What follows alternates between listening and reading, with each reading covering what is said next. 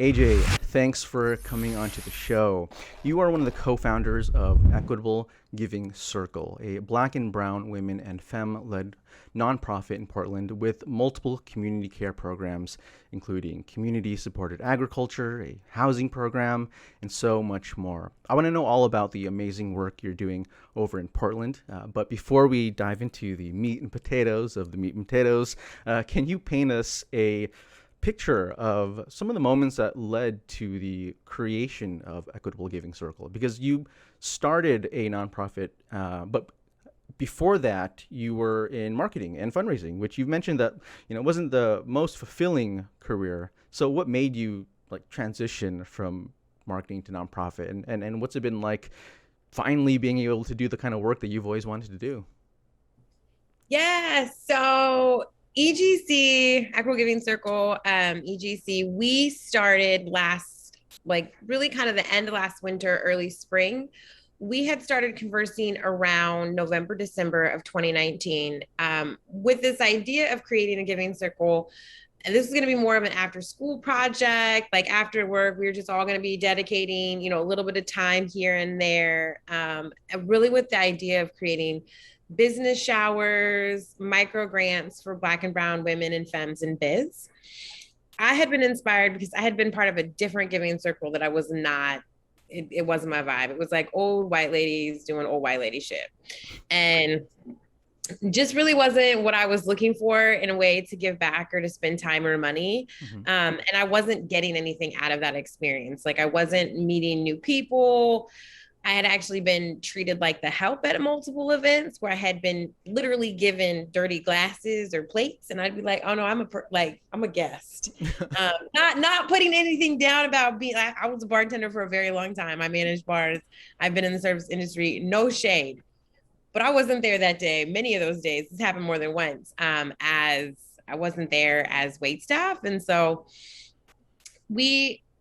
myself and some other, younger professional women and femmes kind of started conversing about, can we get together? Can we create something that was for us by us? And so we started having conversations about that and really had planned out that we would roll out programming for fall of 2020. And then the pandemic hit. And we were like, what can we do? Let's do something like small and immediate now for our community, because as business owners, as parents, as community members from all different walks and spaces, it was really apparent to us that shit was about to hit the fan and we wanted to tap in and help community. I've been doing mutual aid work for a very long time and had been just at this event called the Black Growers Gathering, which was and it'll probably come back when it's more safe and all the things, but it's a gathering of Black and brown farmers and food purveyors, mostly from the Pacific Northwest, but they also had, folks, I think this was the second or third year of this event, and other folks from other places started to come. And it was a beautiful event, beautiful experience, met a bunch of really amazing BIPOC farmers, BIPOC food purveyors, and was really inspired. So I was like to our group, hey, y'all, been at this thing, met all these people. Why don't we buy a bunch of CSAs from, Black and brown farmers, give them to our community? Everyone loved the idea. We committed to 50 CSAs. It took us maybe 10 days or so to get all the things together, launched our fundraiser. And in a week of launching the fundraiser, we raised over $30,000. And so I was being the person that I am and why I don't go to Vegas. I was like, let's do 100. The team was like, I don't know if that's really how that works. And I was like, it's too late. I already told people, and we can do it. It's fine. Somewhere between, it's fine, we can do it. And, I'd say the beginning of June of last year, we got a contract with the city of Portland for $350,000. I mean, and it's all kind of a blur how that happened. It just happened. Got a big grant, and then we bumped up how many families we were going to serve to. It was over 300. At the height of last summer, we were serving about 500 plus families with weekly food delivery. So we get CSAs, community supported agriculture, or just boxes of fresh produce. And I wish I had brought one home yesterday, but I didn't. I would show you. But so we get, you know, a box of fresh produce, and they weigh in between about 15 and 20 pounds. And it's whatever is local, you know, it's local, fresh, what's grown, like what is in season in that exact moment. So even in the summertime, you know, berries have a certain window, you know, plums and nectarines and all those yummy things have a window. Our leafy greens are kind of year round up here, but you know, so it's all really specific to what is actually coming out of the ground per that week. So we've been doing that for, you know, now over a year and a half, and it's been amazing. We're still doing that strong. We have not stopped service, not for weather, smoke, you know, heat. We consolidate all of our deliveries like before and after the storm that happened. We had a nasty storm, a couple this past winter. So we've been able to figure that out. You know, the launch of it really was just like, how do we come together as community members and serve our community? And also really intentionally creating programming that hits twice, right? Like, so we're buying this produce from Black and brown farmers. We're keeping money in our own economy, in our own bubble. The product that we buy, we give that away to other Black and brown community members, intentionally, because the money that the families we serve save, they're able to use that however they need to or however they see fit. That's their personal business. We don't ask questions. It's not relevant to us. We have learned, now that we've been doing this a while, families that when they are, you know, we say graduate off, or they, you know, no longer need this service, and people are really honest and, you know, really genuine and beautiful and amazing about this. We'll get an email, thank you so much for this care this last year and some change. We're no longer in, you know, such a tight spot. We don't need this anymore, and we would like it to go to the next family. And so, you know, we've learned that our community is not taking more than they actually need. They take what they need, and that is nourishing them, not just their bodies, but also they're able to then, you know, do other things with the funds that they do have. So we've been doing that a year, and since then we've also started to grow that particular programming. We've added in a pantry component. So the families are also getting regular pantry items, you know, like flour, pasta, sauces, spices, coffee, tea. I don't know, it's early. So all of the regular other, you know, shelf stable pantry items, we really try to give our families the best. So nothing expired, things that are organic, things that have, you know, minimal ingredients or not over processed items. Really thinking about what are the poultry specific items, and also what are the beautiful, fun things that make cooking exciting. So intentionally giving the families we serve those items. And then monthly, just about monthly, we do protein drops. So each family gets poultry specific, you know, protein items. If they're a family that only eats fish, that's cool. We just get you fish products. If you're a family that, you know, is halal, we'll get you halal meats. If you're a family that, you know, doesn't do whatever it is, you know, oh, we don't actually eat beef, or we don't eat this, and we're really mindful of that. We get vegan meats for folks, and just really intentional about making sure that we're getting things that people actually want and eat. And particularly on the protein, like I feel like vegetables, you're going to get seasonal things. That's what we do. But with working with Black and brown farmers, we're also able to connect with first foods. So there's a lot of items that you don't necessarily see in the grocery store, but our Black and brown farmers do grow. So like daikon, you don't see that as much at like the regular, you know, Fred Meyer's or Safeway or Kroger's or those stores, but our farmers will grow those. They often were growing those for restaurants or just for personal use. But then, so like, we're finding things like that, you know, we're able to access for our families, and they're really excited about, because those are things that are not typically in this type of programming. And, you know, this particular model is really healthy for families because it is connecting people to first foods. So those are foods that are like the best for us based off of our heritage. It is connecting people just to regular access to healthy items. A lot of food pantries or free food programs, you know, it's carrots, onions, potatoes, and celery, maybe lettuce, occasional other stuff. And a lot of it is from, you know, it's traveled a really long way. So Not that food is bad coming from another country, but when it is picked when it's not ripe and then it's ripened on the way to us, that is the problem. Not where it came from, but the process to keep it fresh. And so we, are mitigating that. We're also cutting down on pollution because we're not bringing food all the way from, thousands and thousands of miles away. So that is our main program. And it is important. That's like a lot of intentional steps to it. Building within our community needs to be intentional, right? Like a lot of the way that we've been building is sort of taking what is being given to us or just sort of making do, which is great and amazing. And it's given us all a lot of, really great qualities and strengths. And also now it's time to give our community the very, very best. And particularly like taking care of our elders, right? Like I love that we get to work closely with elder community members, making sure that they're getting healthy food, making sure that they're just being taken care of with love and dignity, because our elders across the color line are sort of just once we no longer have labor use for these people, they're treated horribly, which is also not how historically our cultures exist. So I'm Black and white. I'm very, very fair. But within the Black community, taking care of elders is something that has changed because of colonization, because of capitalization, because of the world we live in.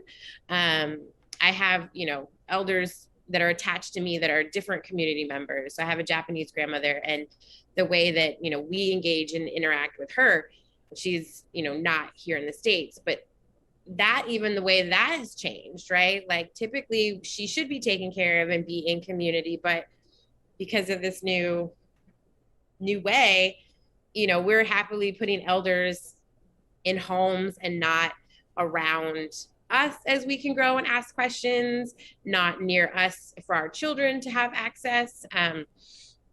So this model that we have is a little bit addressing just to be in community. We're not, in everyone's faces because of COVID. So we do practice, a lot of trying to be digital, trying to keep a safe distance, but getting to be in community and making sure that our elders are getting taken care of, that our single moms are being taken care of, that our kids are being taken care of. I think we're serving about 2,500 community members. It's the same families.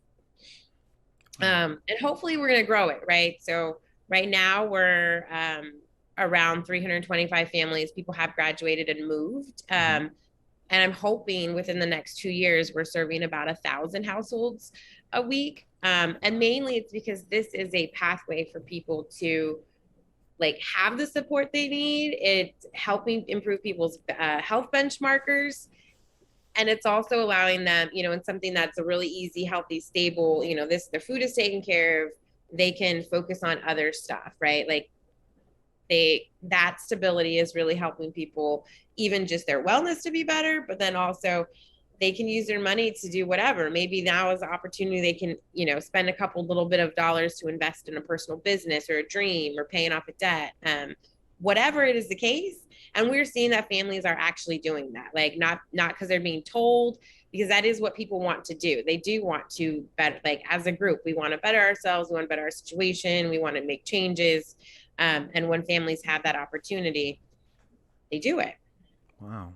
I love the really holistic, all-encompassing sort of approach that you have. And one of the things I really admire about your organization is your awareness that different communities do have very different needs. And one of the ways that you've sort of addressed the needs of your local community is through this community-supported agriculture program to help BIPOC families experiencing food insecurity. So when you first started this program, what was the sort of vision that you had in mind, and what are sort of the advantages of a community-supported agriculture program versus other types of food programs that you've seen? I'd say when we first started this really was just going to be this small thing that we did, as really something, not creating an organization that was creating jobs. That wasn't we didn't set out to do that. That's just happened. I think we really, we weren't focused on that. It was just let's just do it. It has really grown organically based off of need. I think our community as a whole is really interested in creating systems that work. A lot of the food, whether it's a food pantry or, food programs, they pop up and they're not really reliable. So a lot of times, like churches will get USDA boxes, which is amazing and beautiful and helpful, or schools will, but it's because staffing or volunteers, it becomes like a short, it's for 6 weeks, or it's for, a couple months, or funding stops and then people have to shift and recalibrate. I understand that from the organization side, and those are just the realities. For families, that's really problematic because families can't rely on it. Additionally, most food programs make participants come to the space, right? Come to where we're doing boxes, come to where our pantry is.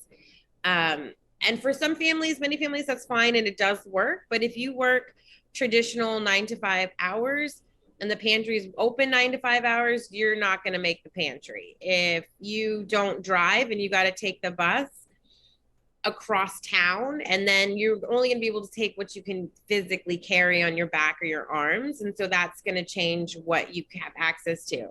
Imagine having to do that with small children in tow, right? Like if you got a kid on your back, now there's no groceries on your back now, and you got to hold somebody's hand, you only got one arm for groceries. Now if you have, say, arthritis, or you recently hurt your arm or your hand, you have no arms for groceries because you got to hold your small human, right? Like maybe you have a stroller or whatever, but it's still this whole juggling act of humans and stuff, and then add in maybe the weather and a bus, and you're tired and you're hungry, right? Like none of those things are a great combination, doesn't matter who you are. So this program is really intentional to take out some of those barriers. We have started a pantry program as well. So we're piloting a free store. We call it our pantry pop-up, or, piloting the free store, free farmers market. So every Thursday, since mid-July, we have been doing a Thursday, and it is just the morning, but we're piloting it. I mean, I'm trying to find dollars so that we can create a full, like Tuesday through Saturday, like 10 a.m. to, 8 p.m. free store that's open, that has, right now we do, stuff for babies, like baby food and formula. We have tons of vegetables, pantry items, milk, egg, cheese, and, various protein options. We also have like tea and coffee and spices and plants and other small miscellaneous gifts that we can pull in and then have available for community members. Openly trying to make this like a free, beautiful store that people can come into, that looks like a regular store, that you're just, here's a bag. What do you need? Do you need some water? Are you okay? How are you? Culturally specific music. So not some weird elevator music, but stuff that like we, so you're kind of like getting your groceries, but also going to vibe out a little bit. So we've been doing that, and we definitely have plans to do it through September, but really trying to get the funds to like really grow it so that it can be a deeper support. But the difference in a lot of like what we're doing is we're trying to meet our community where we're at, where they're at, right? And we are building from a place of need.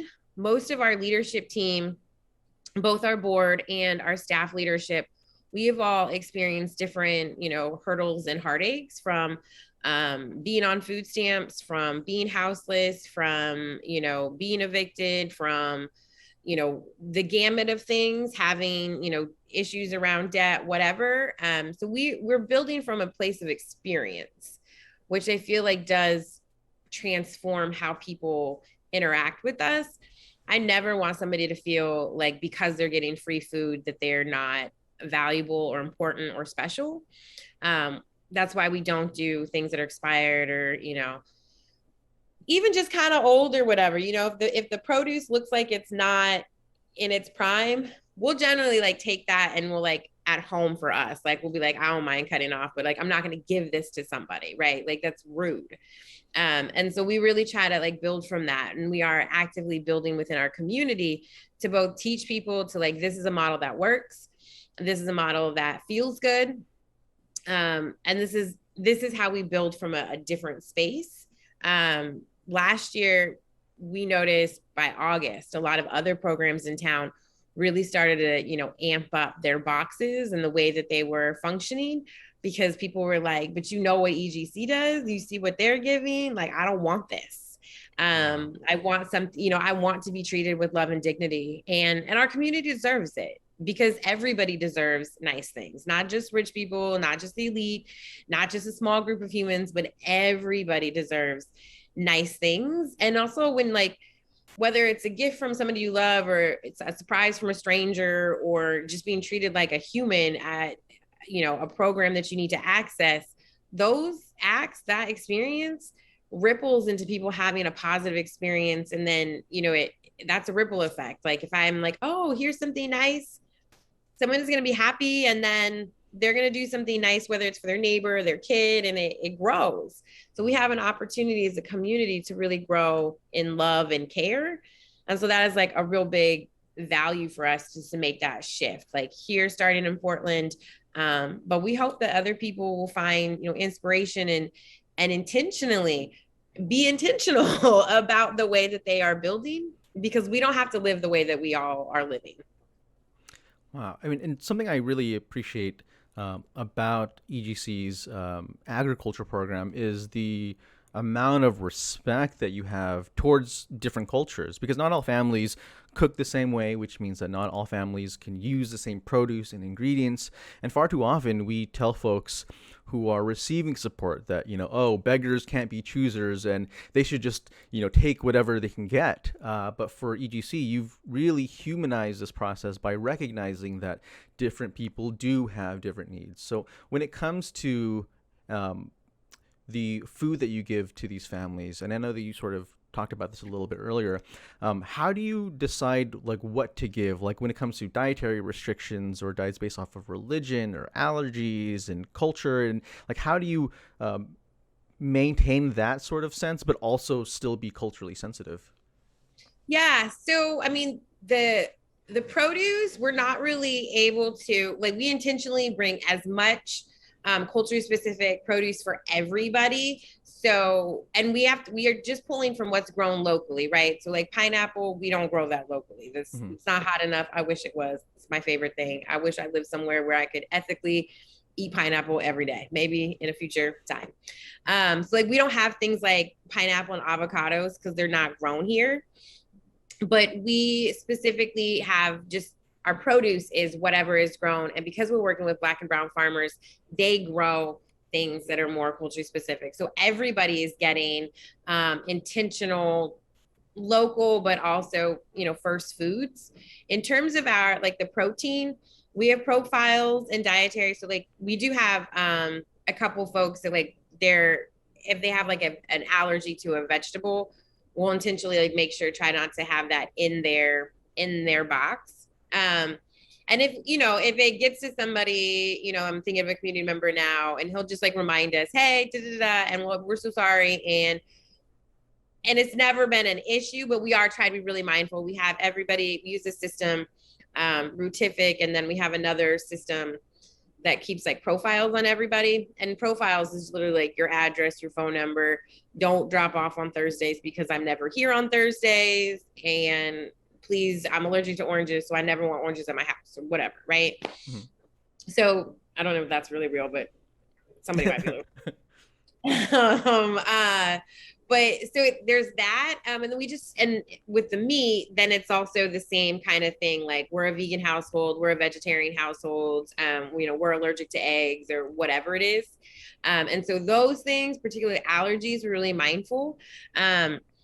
We try to switch it up in all of the things that we're giving folks, and there is some groupings, so we know that like if we get like we had gotten some donations for long beans at one point, and so we were like really intentional to send those first priority to Asian families.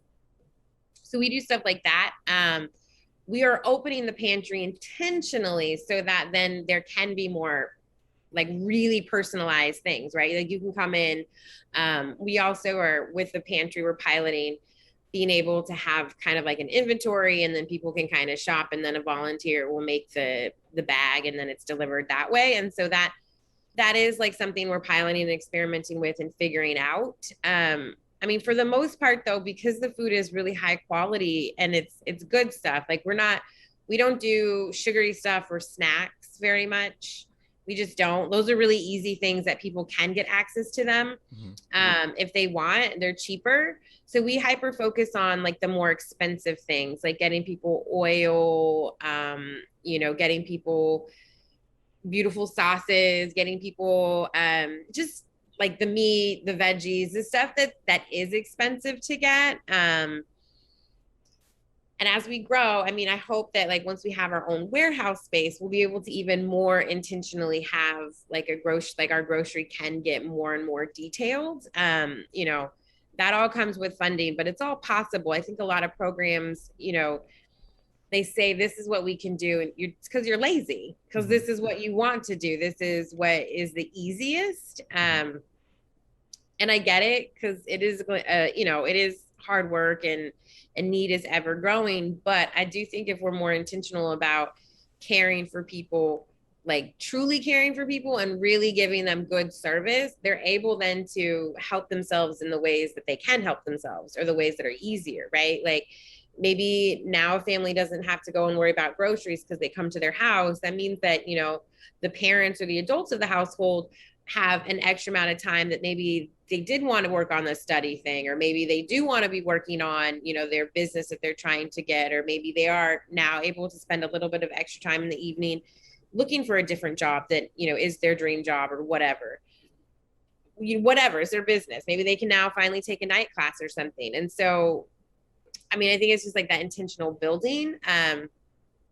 As we grow, though, I always want to get even more and more specific, because it's possible, right? Like we have these systems like Amazon Prime. How can that system not be then also applied to community care, right? Like the formula works. Like we already know there's the software, there's the technology, there's machines that we can use to help do this. Why can't that also be applied to community care? And why aren't we intentionally trying to make community care not only easier for everybody, but also better, so that less and less people need it, right? Wow. And I love that this focus on um, looking at community care and looking at this process and trying to figure out all the different inefficiencies and ways that you can sort of improve this and make it better. And on this topic of helping communities of color, something that you said that I really resonated with was you had mentioned that you are on this sort of mission to quote, slip into spaces and hold the door open, which is, a reference to the idea of lifting while you climb and creating a path forward for a new generation who hasn't had the same opportunity. So I want to know, what spaces or industries or boardrooms do you want to slip into, and who do you want to hold the door open for? I am wanting to continue to grow EGC, and then I'm probably going to run for public office personally. I've just sort of been talking about, this is probably the first public announcement of that. Wow, oh my God. My community here in Portland has been asking me for a while, like, AJ, when are you going to do it? And I just applied for a local program called Emerge. I think it's also a nationwide, to start getting that process going for me. It's important for me to use my voice, right? Like I have overcome a lot of hardships and hurdles and sagas and dramas and just ridiculousness. And I just have been able to keep going. I've been able to get over stuff or move through stuff because other people helped me. I haven't, overcome a single hurdle by myself. That's not a thing. I'm constantly, like right now, I'm a big advocate for our school system here in Portland, the Portland Public School District, for making good choices that are thinking about the most vulnerable families. As a very light-skinned Black woman, I can go into spaces that other people, like my Black friends, my peers, they might not be allowed to be so loud. They'll immediately be shut down. I am what you call white presenting or white passing. I use that privilege with intention and purpose every single day.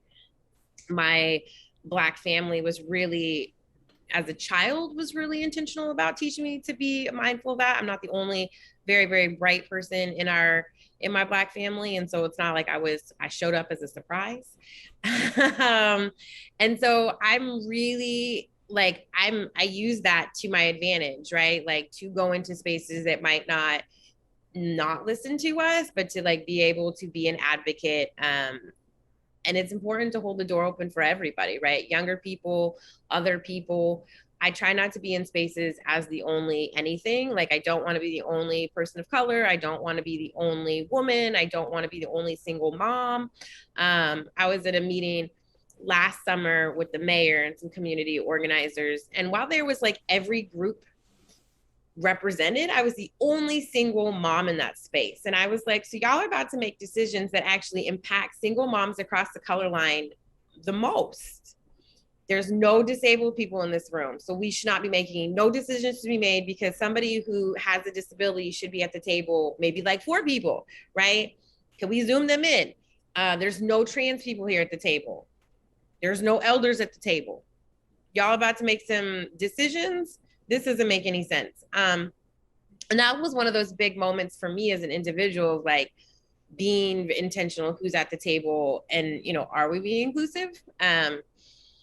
I'm always trying to bring youth with me when I go to stuff or do stuff. I have been unschooling my child who's about to be 15 for the last 5 years. And so he has come to a lot of meetings, spaces that typically don't have kids. He's my unofficial intern. He's actually really great. Like, he could pull emails like nobody and find like accurately, like, I have their name, their company, here's an address. I'll be like, how'd you do this? Like, he's a super sleuther. He, having him in spaces that typically have not allowed children has been really eye-opening for me, and been really great because I've made space for my child, and it's helped me create more space for other people to bring their kids or just to have children in spaces in general.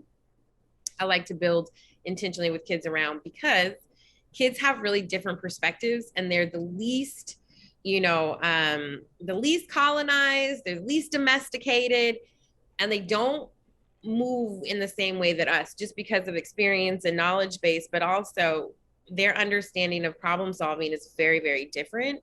It's much more expansive, and much more inclusive.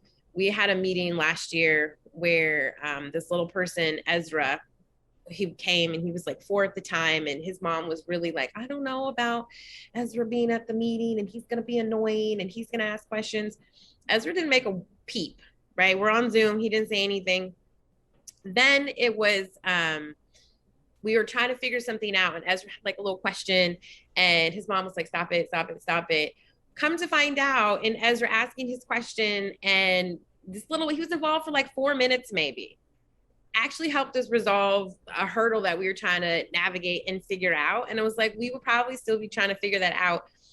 This 4-year-old just had this little question, was like, why can't you do this? Why can't we do that? Oh. Wow. So it's like, was a beautiful and powerful reminder to always have little people in the space and like teach them young. And also we're building for them, right? Like, I'm in my mid-30s. I'm not building for me. I'm building for my kid. I'm building for, little 4-year-olds, people that haven't been born yet. And so it's important to have them as part of the process. Wow. That's awesome that you're so considerate of all the different people in that room. And sort of speaking on that note of different rooms, another program offered by EGC focuses on housing stability. Portland is, sort of one of the poster childs of gentrification, and your program aims to provide housing assistance for single mothers and families. What does this program look like? Like, how are you able to provide housing assistance in a city that is so notorious for just having really expensive living costs? Yeah, so our main housing initiative was we put $200,000 into the community and emergency housing and rent and mortgage grants. So I'm having to move. We are currently looking for housing dollars to continue to do that. Ideally, we will do as it comes, like quarterly, being able to do that, those 3-month rent and mortgage grants. And we're really looking to buy a building to pilot a very unique program. Looking to buy an apartment building. So if there's anyone listening that has access, holler at me.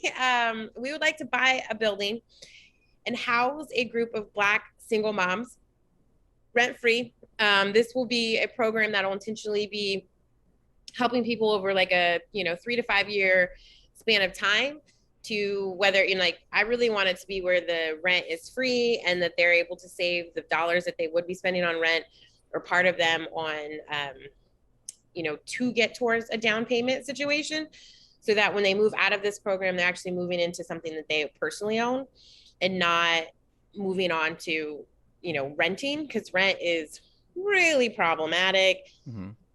We're just giving our money away. It's the any way that you look at renting is just problematic and not really helping anybody. So wanting to create a program where moms can not have to worry about rent, can maybe spend the first part of them being in the program where they're just breathing and kind of recovering from all of the drama and the turmoil and just existing. And then maybe the second half of the program, it's an intentional really helping them, partnering with other programs that are first-time home buying programs. We're not going to do that part, but create a partnership and then help people move through that process so that they can be graduating to purchasing their own, whether it's a condo or a house or whatever it is, so that we're intentionally building wealth, but also healing people. I think a lot of housing programs, it's a temporary, stopgap, or it's a temporary, like, here you have this safe, haven for a really short amount of time, but it doesn't have a plan how you move through it into the next phase. It's not really about healing an individual or moving them through, onto the next thing. I think a lot of the ways that we have dollars around housing or dollars around any kind of community care, it's really only emergency based. It's not like, how do we help people from being in an emergency to being a thriving community member? And that's the goal, is we don't want everyone to just be not an emergency. No one should be an emergency, right? Like, that shouldn't be a thing. How do we just really intentionally go from that mindset into, our goal is to have our community members move out of this and thrive. Wow. Now, my last question of the day is about another program you offer called the Plant Exchange. This started off as an idea from a tweet by DJ Freedom that said, "If you're white, give a black person a plant this instant." As someone who's currently growing a bonsai tree, I love this idea of, providing this service. I've actually never heard of this before. What's the purpose of the Plant Exchange, and what's sort of been the impact like so far? Yeah, so I was really inspired by DJ Freedom's tweet and work around that, because they've been connecting people through this process, and it is a practice in reparations. As somebody who's done a lot of reparations work, who advocates for reparations, who actively brings topic and that word into space when people are like, don't do that, that's scary. I'm really excited. So I'm trying to not get you that light. I don't think it's gonna work. From it, like, we just wanted to like try it and see what happens. And it's also a way to intentionally teach reparations, because a lot of people are scared of that word. They're scared of the concept. Reparations is literally just sharing. That's it. It's just sharing. It is another word for sharing. It is intentionally talking about those who have hoarded wealth, those that have intentionally oppressed other people, that group sharing, right? So that's it. That's it. You can explain this to children as young as 3 years old and they get it. And I've done it. The Plant Jam is just a practice in that. We were like, we're going to do this for an event. We're going to collect plants. People showed up in abundance. The first event that we did, and we wanted it we were going to collect the plants and then do it at community events. One, to kind of bring value, or an additional value to a community event. But also, I personally am not very comfortable just giving any old buddy my address. It's a little weird. Like, I was really slow, even like the grocery delivery. I was like, oh, about this. So it was just a way for us to kind of, for those of us that don't want to give our address to just some random stranger, or that don't want to, feel a little uncomfortable, for a way to kind of mitigate that. So that first time we did it, like, we had over 350 plants. It was amazing. It was just like, we had this whole plant pop up. People were really excited, both on the giving and the receiving. In it, we were able to like meet with community members and see how people really just engage with it, both in like the understanding of reparations. After we did that, we're like, we're going to continue it. We're just going to collect plants and give them out at different community events. And we've had a bunch of different reiterations of what that looks like as we pivot around COVID and keeping it going. To date, we've passed out over 17,000 plants. We've collected and passed them out. We're working with both, allied-owned plant shops and BIPOC-owned plant shops. All the BIPOC plant shops that we work with, we do this Planet Forward thing where we promote the BIPOC shops and we ask community members just to buy plants from them. They'll just hold on to them, and then like once a week or whenever they just connect with us and we pick up or they drop off. We're about to do a program, not a program, but we're about to send plants to a bunch of BIPOC teachers in town. In September, that's what we're doing this month. It's been really beautiful and people have loved it. And it's, plants are our wellness. It's a way for us to practice our own wellness. It brings a little bit of beauty into our homes. They're also great for our breathing, right? It helps filter our air. So that's really great. The wellness program and the plants have really evolved, though not just to be plants. We do have 2 educational programs that we promote and do once a month. So we have our monthly lunch and learn that happens on the third Wednesday of every month. And then we have a monthly happy hour. So lunch and learn is more of like a conversation where myself, leadership, and whoever we invite will like talk and educate whoever's on the call about a topic. And then the happy hour is more, and they're virtual, so anyone can tap in.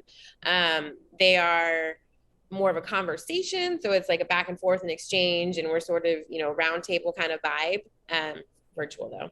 So those, and then we've also done care packages. So instead of doing a Christmas thing, because we serve so many different community members that don't all just celebrate Christmas, we as an organization celebrate New Year's. It also gives us a little bit more time organizing, because like we all as a group also celebrate different holidays at the end of the year. And so doing New Year's has been the brilliant solution for us. So we did 400 joy boxes to all of the families we were serving. So it had like blankets, candles, poultry specific snacks. We did, for New Year's, we did like grapes, oranges. I think we did long beans for that too, or no, noodles, a certain kind of noodle. We did like sparklers, like little fun, simple things that all just kind of were about celebrating the new year and coming in, and some small, like I think all the families with children got games, like family games, to kind of promote and intentionally be thoughtful about family togetherness time. And then all of the families that didn't have children, we sent, like pretty large house plants actually. Wow. So folks got those. And so that's how we got started. And then we did, I wanted to see if that was something that we could keep going. And so we did an initiative in January where we served about 40 Black elders with like surprise care packages that had like lotion, soaps, like Epsom salt, like soap, socks, like just cute stuff. And just like a way to be like, hey, we're thinking about you. You want you to be well. We care about you. And just because it's been, it has been a really lonely time and really rough. And then all of the, Asian hate and all of those really dangerous, crazy attacks started popping off. And so we kept the care packages. And then we did, so in February and on, we did a big grouping for BIPOC community members as a whole. And I think we did like over 300 of those. And these aren't just people in our community, in our program. These people would just sign up or sign somebody else up. And then we did a huge initiative of like 350 to Asian elders. And that was really fun.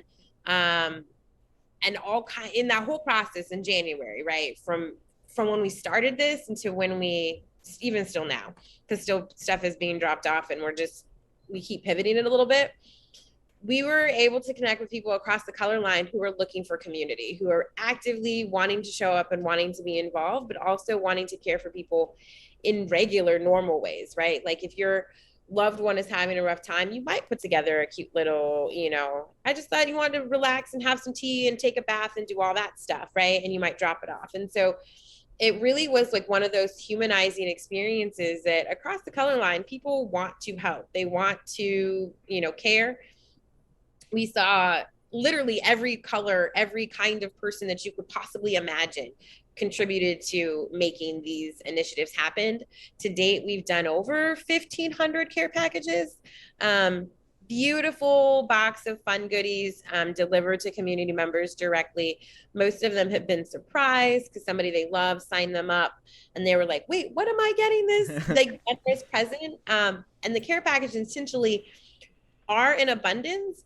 It is really wanting to also help our own community reclaim sharing because of colonization and the way that we've all been oppressed.